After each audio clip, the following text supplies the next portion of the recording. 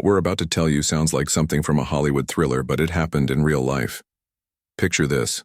A beautiful blonde woman arrives at a military compound in West Africa, carrying medical supplies and wearing the smile of an angel.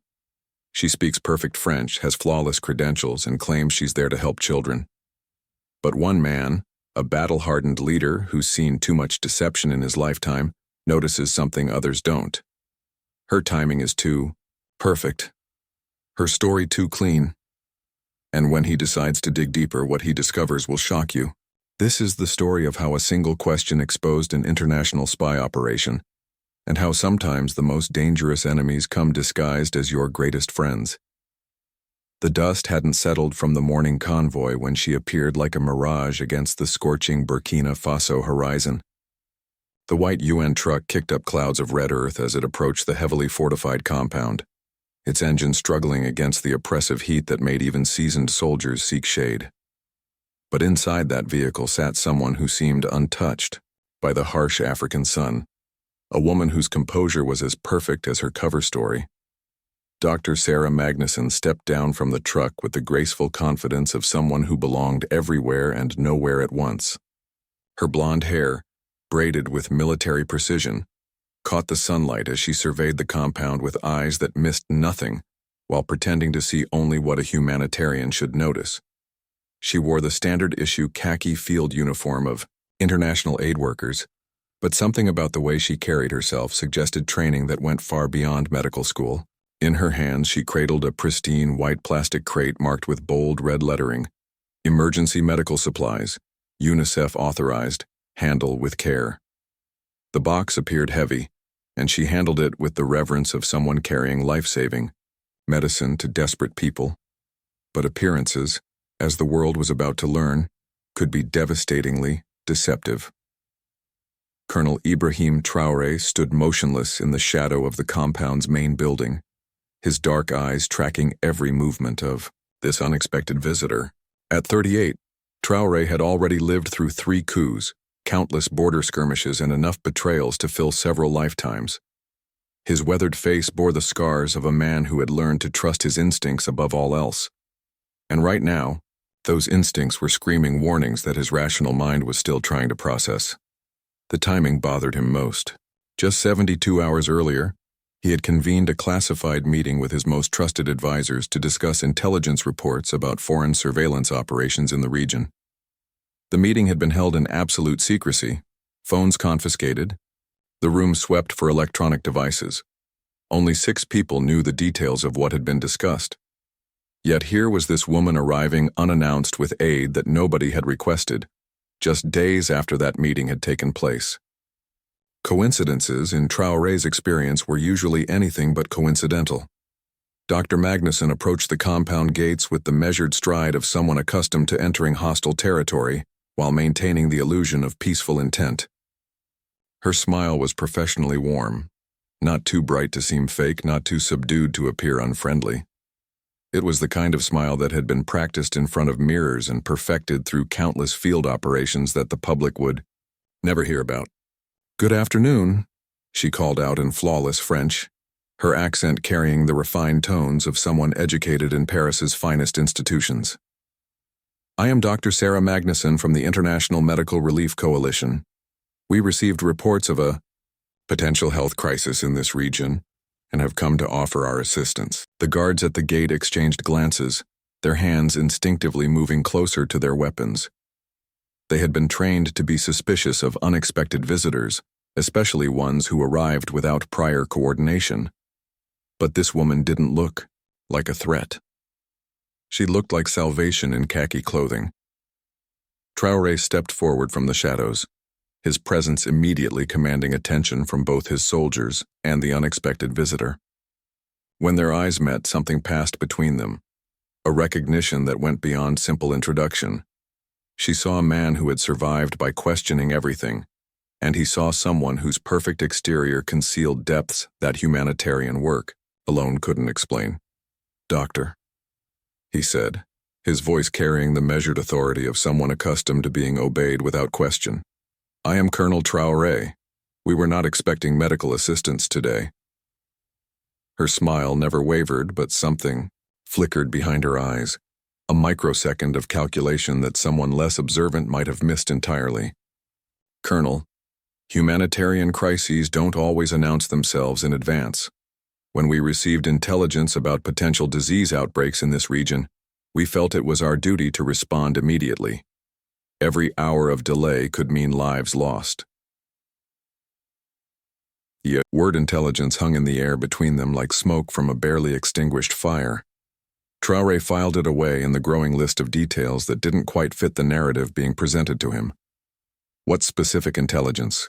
he asked, his tone remaining conversational, but his eyes never leaving her face. For the first time since her arrival, Dr. Magnuson hesitated. It was barely perceptible, a pause that lasted perhaps half a second longer than natural conversation would typically allow, but it was enough to confirm Traoré's growing suspicions that this woman was not what she appeared to be.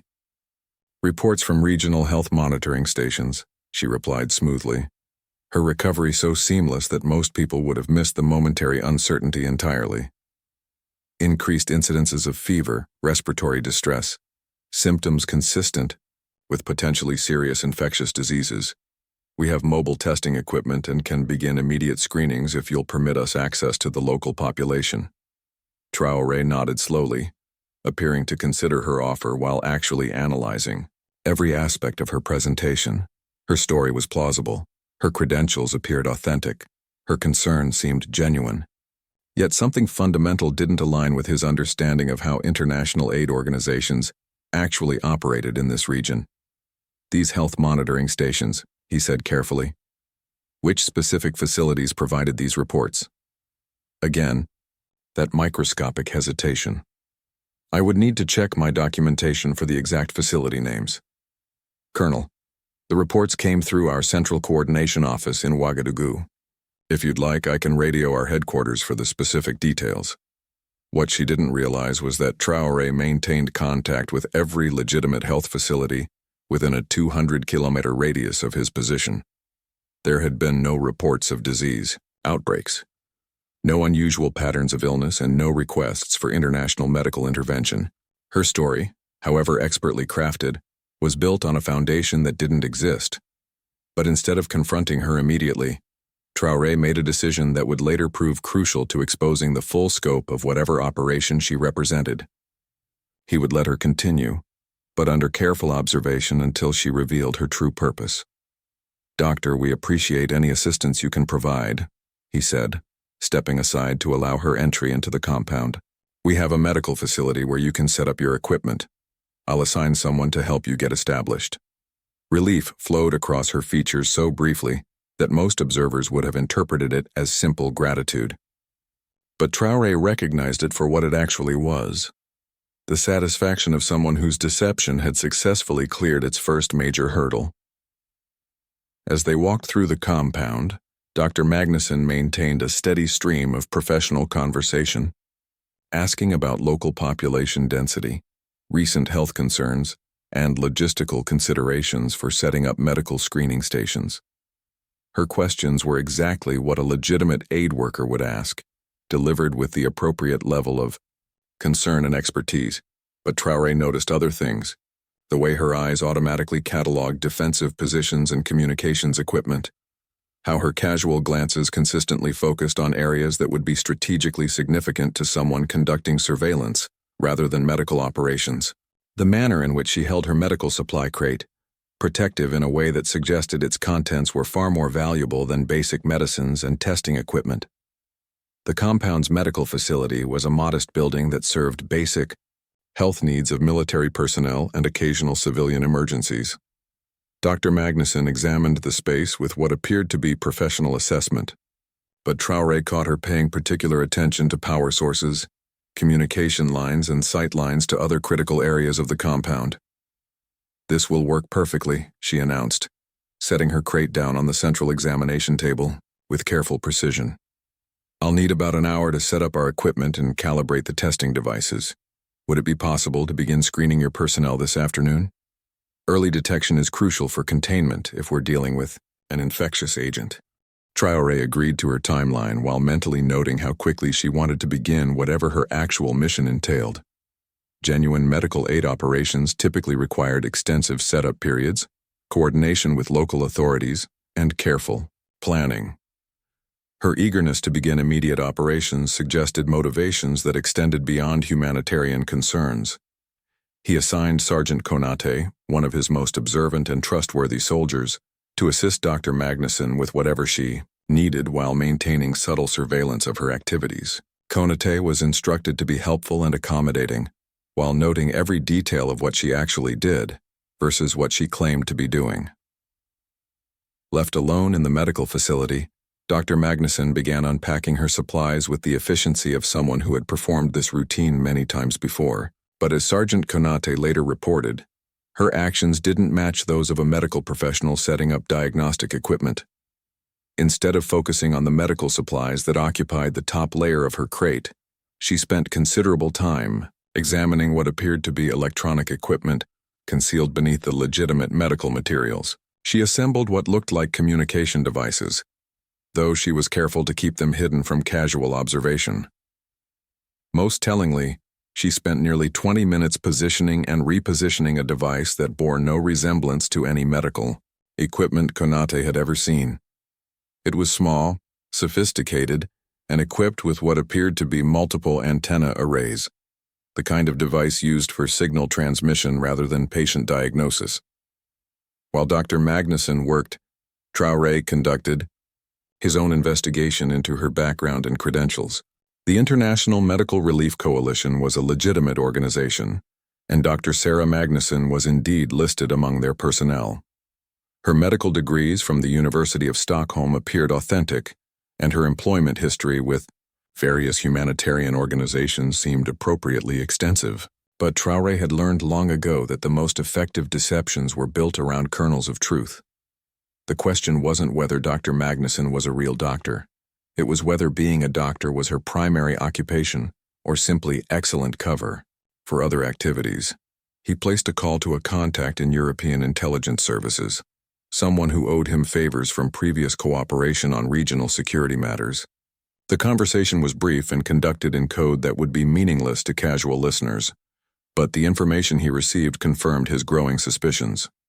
Dr. Sarah Magnuson was indeed a medical professional, but her humanitarian work frequently took her to regions experiencing political instability or strategic importance, to various intelligence agencies. Her travel patterns over the past 5 years showed a curious tendency to arrive in areas just before or after significant military or political developments.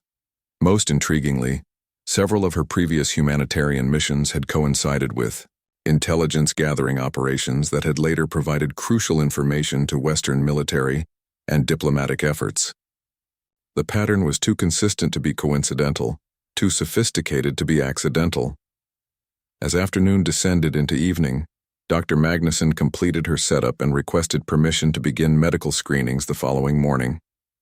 She appeared, tired from her journey and her setup efforts, asking for quarters where she could rest and prepare for the next day's work. Traoré provided her with comfortable accommodations in the compound's guest facility, ensuring she had everything she needed while also ensuring she remained under constant but subtle observation. He assigned rotating guards who were instructed to maintain security while appearing to provide simple hospitality to their guest. That night, as Dr. Magnuson settled into her temporary quarters, she had no way of knowing that her every movement was being monitored by soldiers trained in surveillance techniques, or that the walls of her room contained listening devices that would capture every sound she made. What those devices recorded over the next several hours would provide the final confirmation of Traoré's suspicions and set in motion events that would expose an international espionage operation of startling sophistication. At approximately 11:30 p.m., long after the compound had settled into its nighttime routine, sensors detected unusual electronic activity from Dr. Magnuson's quarters. She was transmitting data using equipment that bore no resemblance to anything a medical professional would typically carry. The transmission lasted exactly 7 minutes and was directed toward a satellite communication array that intelligence analysis later revealed belonged to a European intelligence consortium. The data being transmitted included detailed information about the compound's layout, defensive capabilities, personnel numbers, and communications infrastructure, information that would be invaluable to anyone planning future operations against Traoré's forces.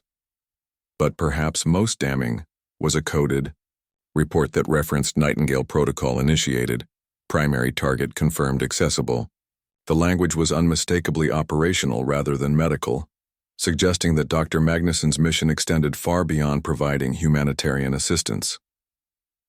Traoré received this intelligence briefing at 3:00 a.m., confirming what his instincts had been telling him since the moment this woman had arrived at his compound. She wasn't just a spy. She was part of a larger operation designed to gather intelligence about his capabilities and potentially prepare for more aggressive actions against his position. The question now was how to handle this situation in a way that would expose the full scope of her mission while sending a clear message to whoever had sent her that such deceptions would not be tolerated.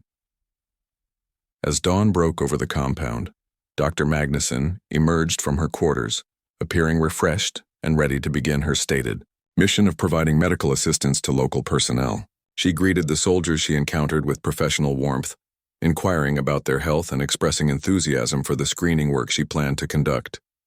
But Traoré was ready for her, armed with evidence that would shatter her carefully constructed deception and reveal the truth about her presence in his compound.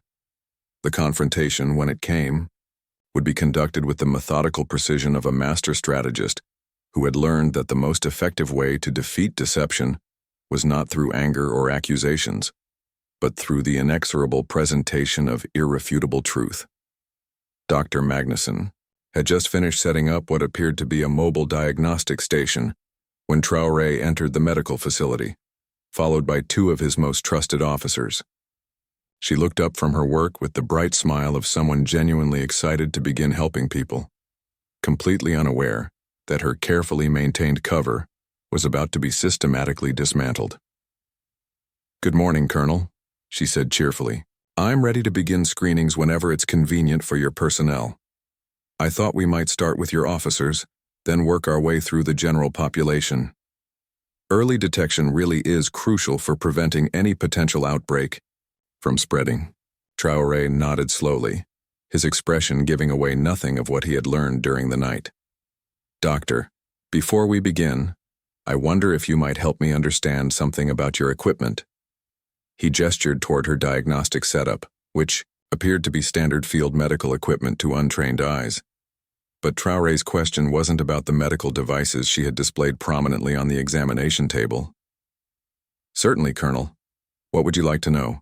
"I'm curious about the device you assembled last night at approximately 11:30 p.m., he said calmly, watching her face carefully for any reaction.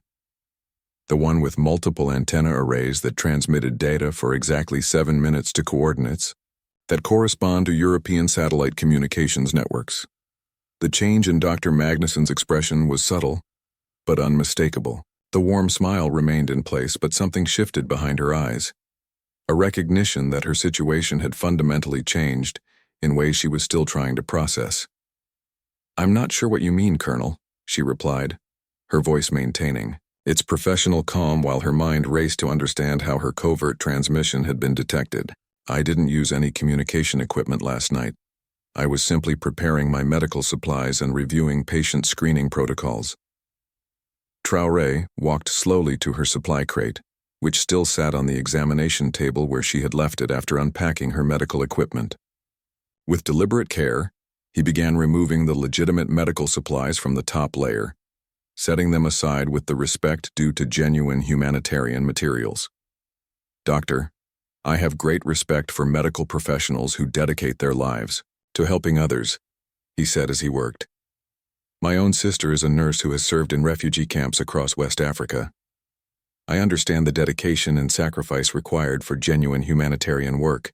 Dr. Magnussen watched nervously as he continued removing medical supplies, knowing that he was approaching the concealed equipment that would prove her deception.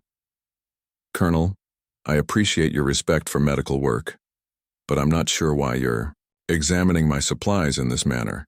"Because," Traoré replied, lifting away the final layer of medical materials to reveal the sophisticated electronic equipment hidden beneath. I believe you are insulting the memory of every genuine humanitarian who has ever risked their life to help others by using their noble profession as cover for espionage operations. The exposed equipment was unmistakably designed for intelligence